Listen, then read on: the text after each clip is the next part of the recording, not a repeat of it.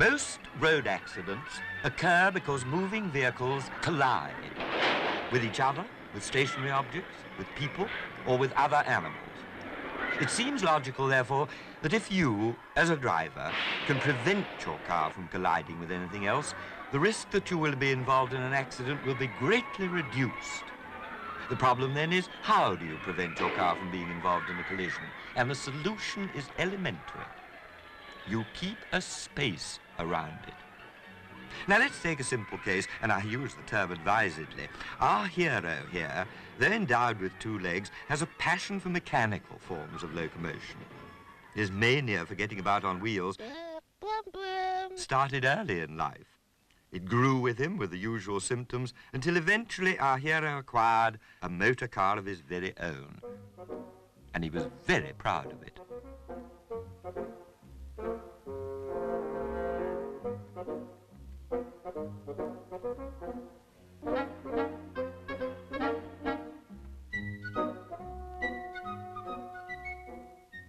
It may seem strange, but at this time our hero was not a very popular motorist, and for a very simple reason. You see, the possibility had never occurred to him that his beloved car might, at some time, be involved in a collision. And so, of course, the idea of keeping a proper space around it had never entered his head. Thus, for example, when moving off, he never looked over his shoulder.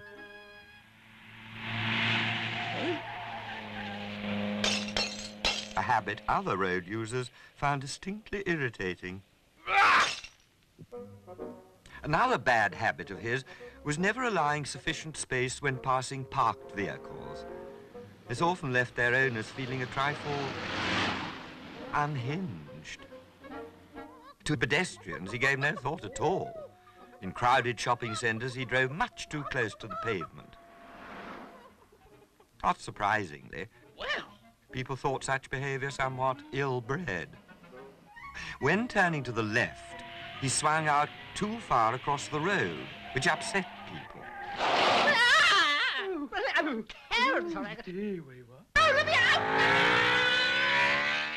On the other hand, when turning right, his dreadful habit of cutting the corner gave rise to many icy looks. It wasn't just at corners that he cut in. Other unfortunate drivers suffered because our hero cut in when overtaking, too. Every day had a field day.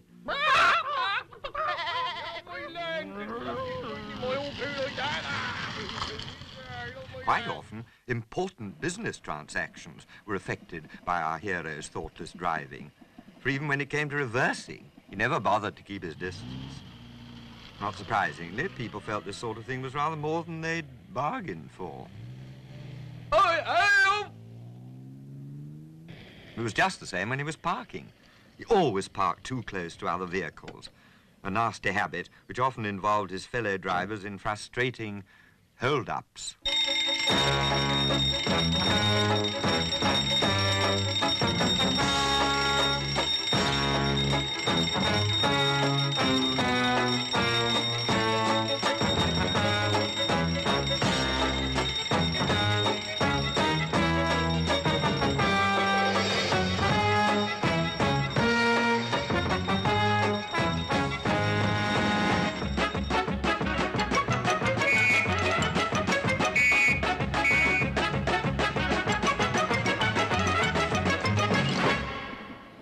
Again, on the open road, our hero, with his usual inability to look ahead, would follow too close behind other vehicles. And one day, this really did result in something of a letdown. Hello, mate. Yet even then, our hero didn't learn his lesson, though the facts were all there in front of him, staring him in the face.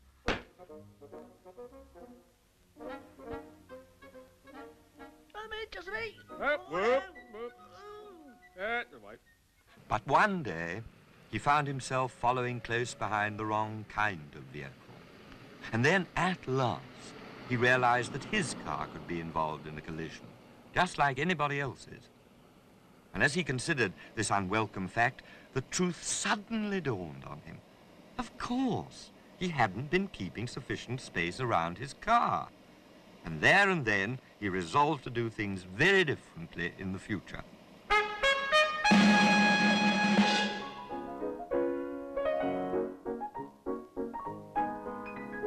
Ah, well, the trouble is, as you have probably guessed by now, our hero is an idiot. So perhaps it's not surprising some of his ideas for keeping a safe distance around his car were just a shade impractical. Of course, one must admire his ingenuity and his dogged determination to carry things out to the letter in the face of some discouragement. Even when parking, he always took the most careful measures to ensure there was ample space for his car so that his fellow drivers would not be inconvenienced.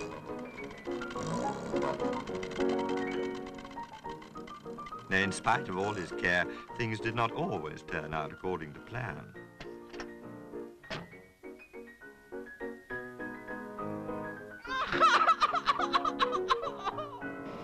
But if keeping space around a parked car proved difficult enough, a moving vehicle presented our hero with a much greater problem, because a tape measure is not much help in traffic.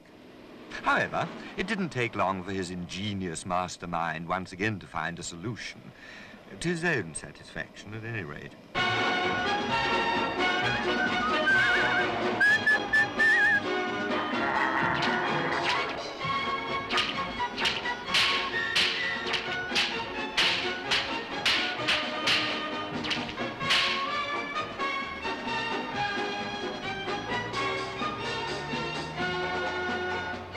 But alas, his moment of triumph was short-lived.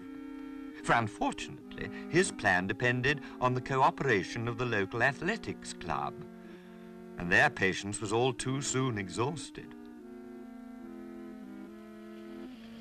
This left our hero helpless by the roadside, baffled. But not for long.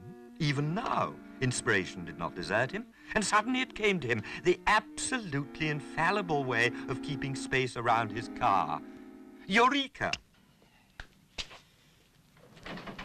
Normal people might think this a somewhat defeatist solution. Taxi!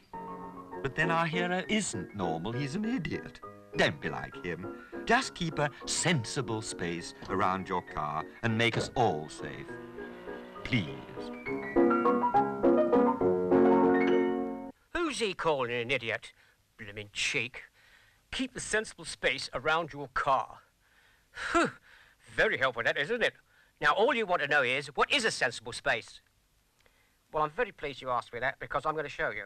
Now, I've got a mate who's an officially approved driving instructor, and I'm going to get him to take us for a ride in my car. Come on. Here we go. Just watch. This bloke makes it look easy. Nice steady course. See that? No weaving. Space to the left, clear of the line of parked cars, leaving room for the usual would-be suicide. I'll tell you what, let's go back. Let's have that one again. That's it. Oh, that was quick. Only this time, we'll look at it from behind, if you'll pardon the expression. Now, that's us in front. Now, see what I mean? Look. Now, that's what I call an idiot. Mm-hmm. Mind you, leaving space on the left doesn't mean you've got to drive on the crown of the road. Obviously, leaving space on the right is even more important because of the traffic coming the other way. So, let's put it this way. Keep as close into the left as you can, but without losing that bit of extra margin on your near side. Keeping into the left is especially important on bends, and here's why. Right, stop. Let's go back a bit. Go on. That's enough. Right, here we go. That's us in front. See what I mean? Yes, of course he's at fault. If we'd have been another couple of feet to the right, we'd still have been on our own side of the white line, but that wouldn't have been much comfort. You want to protect yourself from blokes like that. So keep a space between you.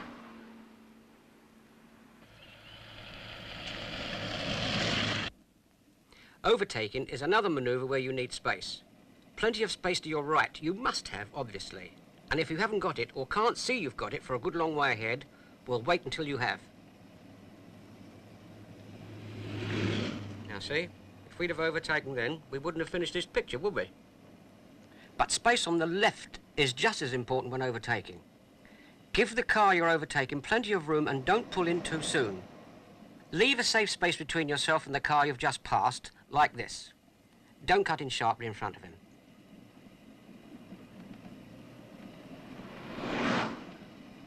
Now, here's another point. When you want to turn right, signal in good time and position yourself just left the centre of the road, leaving space for the following traffic on your left. Wait for any oncoming traffic and don't cut the corner. Keep a safe space on your right.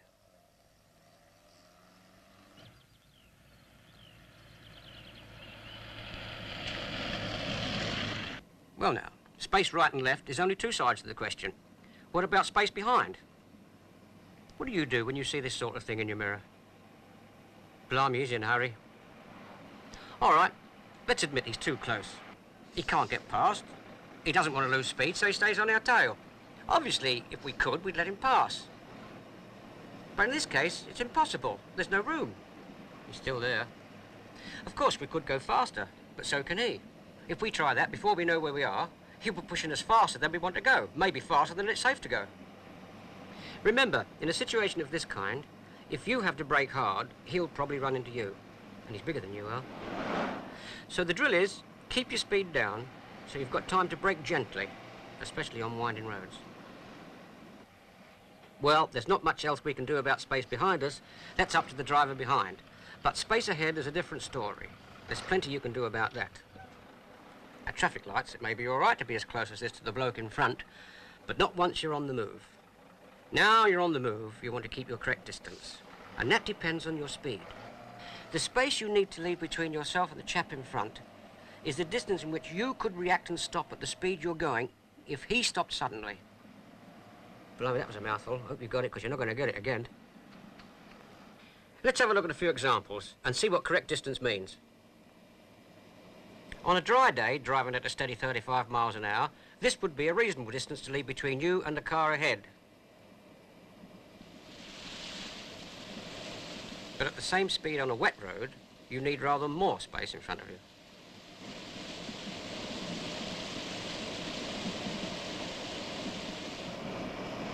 Doing 60 on a dry road, you need more still, because you're going faster. And of course, at 60 on a wet road, more again. Does this look ridiculous? Believe me, it's not. But all right, let's get closer. Let's go to what you think is safe.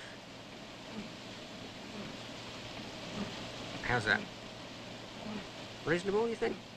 But at 60, we're now exactly 1 second away from the car in front. Suppose a dog suddenly dashes out in front of him. See what I mean? So let's get back to a safe distance, shall we? That's better. Let's take one more example. Friday afternoon, everyone going off for the weekend. Lots of traffic, all moving at about 40, and of course all keeping a safe space ahead, like we are. Well, we all know what's going to happen. Here he comes, fearless Fred, must overtake. And what'll you do? Keep closed up so that nobody else will slip in ahead of you? Or drop back and protect yourself with space, like I do. You hadn't realised I'd taken over, had you? See you on the coast, and remember, keep your distance.